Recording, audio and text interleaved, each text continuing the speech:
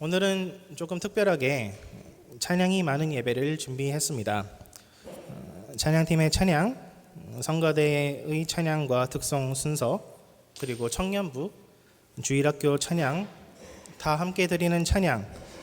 우리가 하나님께 찬양을 드리는 이유는 감사하기 때문입니다.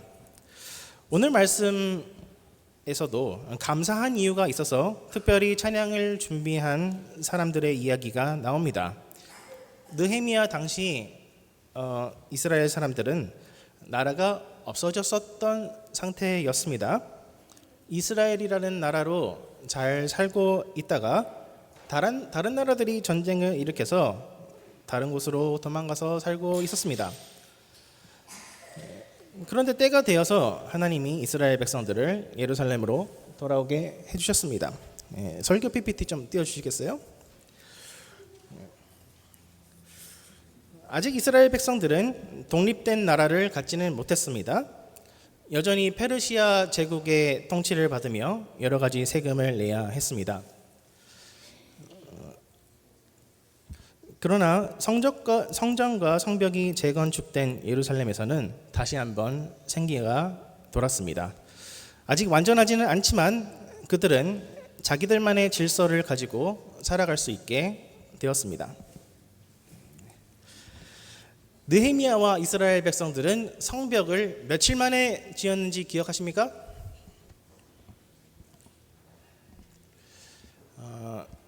1번 52주, 2번 52일, 3번 52시간. 여러분 정말 설교를 잘 듣고 계시네요. 감사드립니다. 느헤미야와 이스라엘 백성들은 2달도 채 안 되는 기간 동안에 예루살렘을 빙 두르는 성벽을 건축했습니다. 그리고 이제 그들은 하나님의 말씀대로 살아가기로 약속했고 또 예루살렘으로 이사갈 사람들을 모집했습니다. 이제 이스라엘 백성들은 예루살렘 성벽을 하나님께 바치는 봉헌식 감사 예배를 드립니다. 이스라엘 백성들은 성가대로 섬길 수 있는 사람들을 불러 모았습니다.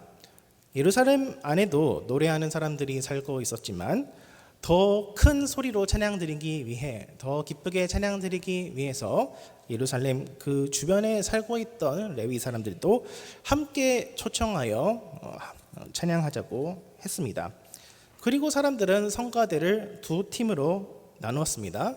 한 팀은 학사 에스라가 이끄는 팀으로서 예루살렘 성벽의 서쪽 지역에서부터 출발해서 아래쪽 남쪽으로 성벽을 반바퀴 돌면서 찬양을 올려드렸고, 다른 한 팀은 느헤미야가 이끄는 팀으로서 마찬가지로 예루살렘 서쪽 성벽에서부터 이번에는 북쪽으로 향하여서 동쪽 반대편에서 그 상대편 성가대와 만나서 그런 이후에 다 함께 합류하여서 성전 안에서 또다시 찬양을 드리는 식으로 순서를 진행했습니다.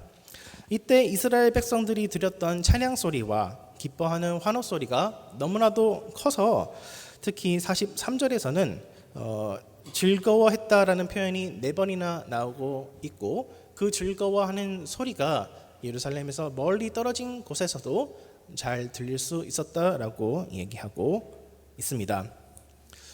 여러분들은 찬양하는 것을 좋아하시나요?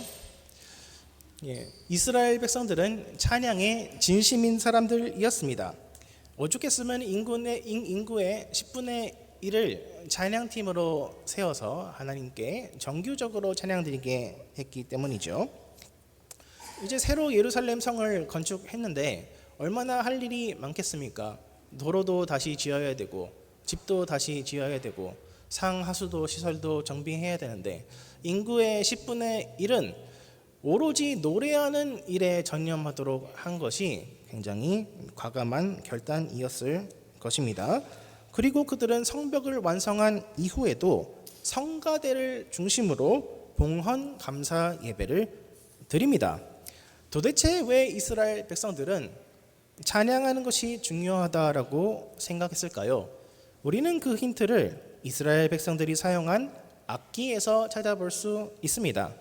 36절에서는 그 힌트가 나옵니다. 곧 그 사람들이 레위인들이 하나님의 사람 다윗의 악기를 잡았다. 하나님의 사람 다윗의 악기를 잡았다. 바이올린 중에서 500년이 넘은 바이올린은 값이 굉장히 많이 나가겠죠. 그런데 다윗이 직접 연주하던 기타나 수금이 있다라고 한다면은 그것이 정말로 귀중한 값어치를 가졌을 것입니다. 그런데 이스라엘 사람들은 이 다윗이 치던 그 악기를 가지고서 하나님께 감사의 찬양을 올려드리는데, 여기서 중요한 것은 그 악기 자체보다도 바로 하나님의 사람이라는 표현에 좀 주목을 해봤으면 좋겠습니다. 여러분은 하나님의 사람이십니까? 옆 사람 한번 보시면서 하나님의 사람인지 아닌지 한번 보시겠어요? 하나님의 사람인가요? 당신은 하나님의 사람입니다. 인사하시겠습니다. 우리 야곱의 축복이라는 노래에도 당신은 하나님의 사람입니다라는 그런 고백이 나오죠. 그런데 구약 성경에서는 하나님의 사람이라는 표현이 나올 때는 굉장히 특수한 경우에서만 사용되었습니다. 그것은 바로 하나님의 말씀을 예언하는 어떤 그 선지자들에게 하나님의 사람이라는 표현을 즐겨 사용했던 것입니다. 그런데 구약 성경에서는 오늘 본문을 제외하고 딱 한 번 다윗한테 하나님의 사람이라는 표현을 사용하는데, 그것은 바로 역대하 8장 14절입니다. 그 내용을 보시면은 왜 다윗을 하나님의 사람이라고 불렀는지 내용을 살펴보시면요, 솔로몬이 성전을 지은 후 제사장들에게 임무를 배정하고 문지기들에게 그 일할 구역과 일할 순서를 정해주고, 그리고 성가대에게 찬송의 일을 솔로몬 왕이 시켰는데, 그 시킨 일은 바로 다름 아니라 다윗의 명령대로 행한 것이다. 하나님의 사람 다윗의 명령대로 행한 것이라고 얘기하고 있죠. 도대체 다윗은 어떠한 하나님의 말씀, 어떠한 미래에 일어날 일에 대해서 예언했던 것일까요? 다윗은 하나님의 성전을 엄청 보고 싶어 했던 사람이었습니다. 다윗은 하나님의 성전을 짓고 싶은 사람이었습니다. 그런데 하나님은 다윗에게, 다윗아, 너는 미안하지만 성전을 짓지 못할 것이다. 왜냐하면 너는 전쟁을 너무 많이 해서 많은 사람들의 피를 흘렸기 때문에 그것이 하나님의 영광을 오히려 가리우는 일이 될 수 있고, 오히려 너의 아들, 이름이 평화인 솔로몬이라는 그 아들이 성전을 지어서 이스라엘의 새로운 시대를 열 것이다 라는 말씀을 주셨었죠.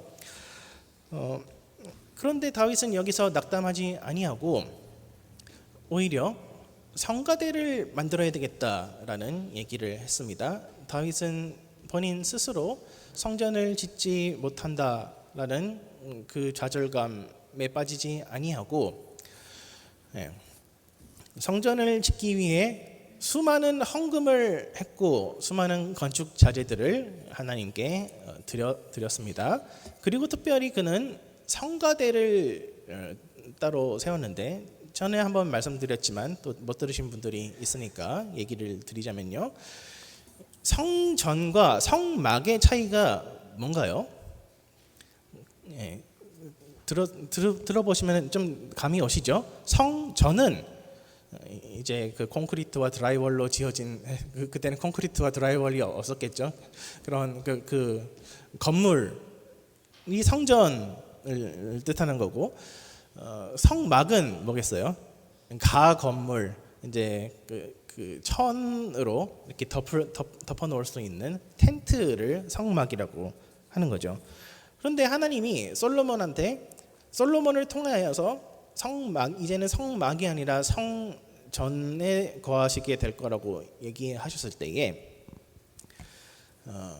큰 변화가 오게 되는 거죠. 이전의 모세 시대에는 레위 사람들이 텐트를 섬겨야 됐기 때문에, 또 이집트에서 나와서 광야 생활을 하면서 그 텐트를 옮겨 다녀야 했기 때문에 레위인들의 주요 업무는 그 성막을 이동할 때에 그 물품들을 운반하는 것이었습니다.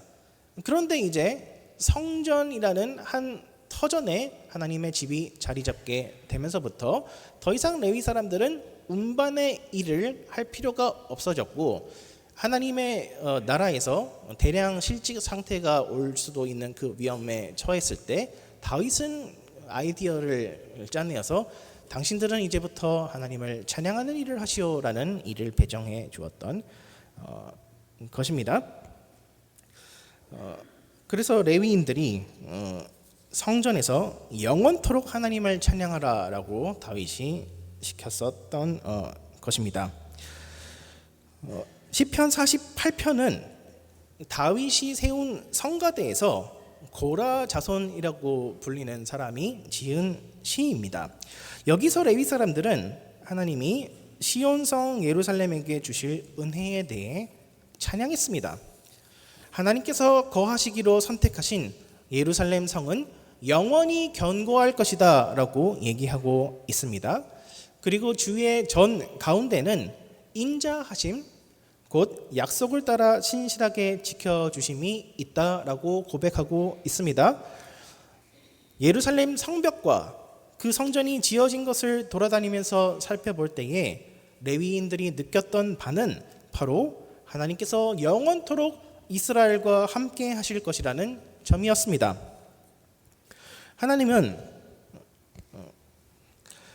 성전을 지으려고 하던 다윗, 비록 그에게 성전을 짓지 못하게 만류하시기는 했지만 하나님은 다윗을 엄청 기뻐하셨습니다.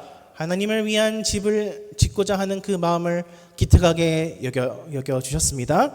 그리하여서 하나님은 그에 대한 보상으로서, 그에 대한 축복으로서 다윗 언약이라는 축복을 베풀어 주셨는데, 그 다윗 언약이라고 하는 것의 내용이 무엇이냐 하면은 너 말고 너의 후손으로 오는 이가 하나님의 율법의 말씀을 온전히 순종하게 될 때에 그의 나라, 다윗의 후손의 나라는 영원토록 지속될 것이다. 영원한 왕국의 약속을 하나님께서 다윗에게 주신 것이 이 다윗 언약이었습니다. 그리고 다윗은 이 말씀을 그대로 믿었습니다. 언젠가 나의 아들, 손자, 증손자 중에서 하나님이 약속하신 메시아가 나타날 터인데, 그렇게 되면 영원한 하나님의 나라가 이 땅 가운데 임하게 될 터인데, 그 일이 실제로 일어나기 전까지 우리는 찬양하면서 준비를 해야 되겠다라고 정했던 것입니다. 하나님의 약속은 변하지 않으니까 언제인지 나는 알지 못하지만 이미 이루신 줄로 믿고 지금부터 감사 찬양하는 일을 시작하자라고 한 것이 다윗이 성가대를 세웠던 이유였던 것이었습니다. 그리고 역대기와 느헤미야서는 이러한 다윗의 선견 지명이 진실된 예언이었다라고 고백하고 있습니다. 왜요? 역대기와 느헤미야서는 이스라엘이 한번 망하고 나서 다시 회복된 후에 쓰인 책이기 때문입니다. 이스라엘이 불순종해서 성전이 한번 무너졌다가 하나님께서 용서해 주셔서 성전이 다시 세워지는 것을 경험했기 때문이지요. 다윗은 어떤 일이 있어도 하나님의 약속은 무너지지 않는다라고 예언했고, 그 예언의 말씀에 따라 하나님의 성전과 그 안에서 드려질 찬양이 계속해서 이어질 것을 영의 눈으로 보았습니다. 그래서 단지 기분 좋을 때만 하나님을 찬양하는 것이 아니라 우리 또한 약속을 따라 하나님을 찬양해야 한다라고 하며 성가대를 특별히 세웠던 것입니다. 그렇지만 다윗은 제2성전은 그냥 제1성전이 완공되는 것을 그것이 공사가 시작하는 것조차도 보지는 못했습니다. 느헤미야와 포로 생활에서 돌아온 백성들은 다윗의 예언이 성취되는 것을 보았습니다. 그런 가운데서 그들 또한 다윗처럼 찬양하는 일에 힘써야 되겠다라고 다짐했습니다. 그냥 기분 좋을 때만 찬양하는 것이 아니라 찬양하는 사람들을 특별히 정해 놓아 약속을 따라 계속해서 찬양하게끔 하였던 것이었습니다. 그 이유가 무엇이었을까요? 다윗에게 주셨던 그 약속, 다윗 언약이 바로 자기들에게 이루어져 가고 있는 것처럼 그들이 계속해서 하나님을 찬양하다 보면은 언젠가 약속하신 메시아가 오실 것이고 하나님의 영원한 나라가 그 찬양을 통하여 언젠가 임하게 될 것이기 때문이었던 것입니다. 예루살렘의 성전과 성벽이 이미 한번 무너졌었지만 하나님의 은혜로 다시 한번 세워질 수 있었고 잠시 찬양이 멈추었던 것 같지만 결국에는 다시 찬송 소리가 이어지고 있었기 때문입니다. 예루살렘에서 다시 한번 하나님의 사람 다윗의 악기들이 연주되고 다윗이 세운 찬양팀이 찬양을 이어간다는 것은 하나님께서 살아계시다는 증거였고 그분이 신실하시다라는 영원한 증거였던 것이었습니다. 오늘 우리가 드리는 찬양이 바로 이 하나님의 사람 다윗의 예언에 따라 일어난 것임을 믿으시기 바랍니다. 오늘 우리가 올려드리는 연주가 다윗의 악기로 연주되는 것임을 믿으시기 바랍니다. 우리가 찬양을 해야 하는 이유가 무엇입니까? 세대를 이어 이 찬양을 전수해야 하는 이유가 무엇입니까? 성벽을 걸어다니며 교회 건물 상태를 돌아보고 찬양을 올려드려야 하는 이유가 무엇입니까? 그냥 기분 좋을 때만 아니라 약속을 정해놓고 예배하기를 힘써야 하는 이유는 무엇입니까? 그것은 바로 우리를 향한 하나님의 사랑이 신실하시기 때문입니다. 그분의 인자하심, 약속을 따른 헤세드의 사랑이 영원하시기 때문입니다. 한번 주위를 돌아보십시오. 불과 2년 전만 해도 예배 시간에 파워포인트를 띄워줄 사람이 없어서 제가 좀 하겠다라고 지원을 했더니 다행히 어떤 분을 구했더라고요. 또 불과 2년 전만 해도 주일학교가 문을 닫았습니다. 교회 건물은 무슨 폐가처럼 당장이라도 귀신이 나와도 이상하지 않을 정도였습니다. 그러나 지금은 교회 건물도 모이는 성도들도 많이 회복되었습니다. 이것은 어느 개인 한 사람 혹은 몇 사람의 공로 때문이 아니라 바로 우리를 향한 하나님의 인자하심이 영원하시기 때문입니다. 아직까지 우리가 해결하지 못한 숙제들이 많이 있습니다. 그러나 다윗 왕과 이스라엘 백성들은 하나님이 약속을 완전히 이루어 주시면 그때 가서 찬양하겠습니다 라고 하지 않았고 믿음의 눈으로 미래에 일어날 일들을 이미 일어난 것으로 여겨 평생 동안 감사 찬양하기로 작정했습니다. 이제 올려드리는 우리의 찬양이 우리의 간증이요 믿음의 고백이 되시기 바랍니다. 주일학교와 청년부 그리고 성가대 그리고 우리 모두가 감사 찬양을 드릴 수 있다는 것 자체가 하나님께서 살아계시다는 증거요 우리를 향한 은혜가 변치 않는다라는 증거입니다. 그러므로 우리는 하나님을 찬양하지 않을 수가 없으며 우리의 삶을 다해 찬양하기로 즐거이 작정해야 마땅할 것입니다. 우리의 찬양을 통하여 하나님의 나라가 이 땅 가운데에 임하기를 원합니다. 아직 해결돼야 할 문제들이 산적해 있지만 믿음의 눈을 들어 이전에도 함께 하신 하나님을 기억하며 앞으로도 우리 각자와 우리 교회를 선하게 인도하실 하나님을 찬양할 때에 우리 온 교회 가운데에 하나님의 기쁨이 어린아이로부터 어르신들에게까지 넘쳐나기를 소망합니다. 기도하겠습니다. 하나님 아버지 감사합니다. 우리가 무엇이 간데 우리를 생각하여 주시며 우리가 무엇이 간데 우리에게 용서와 회복의 은혜를 허락하시나이까. 하나님 당신의 신실하신 그 사랑을 본받아서 우리도 당신의 사랑을 신실하게 약속을 따라 찬양하게 하여 주시옵소서. 우리가 올려드리는 이 찬송이 오직 하나님께만 영광 돌려드리는 찬양이 되게 하여 주시옵소서. 감사드리며 예수 그리스도 이름으로 기도드리옵나이다.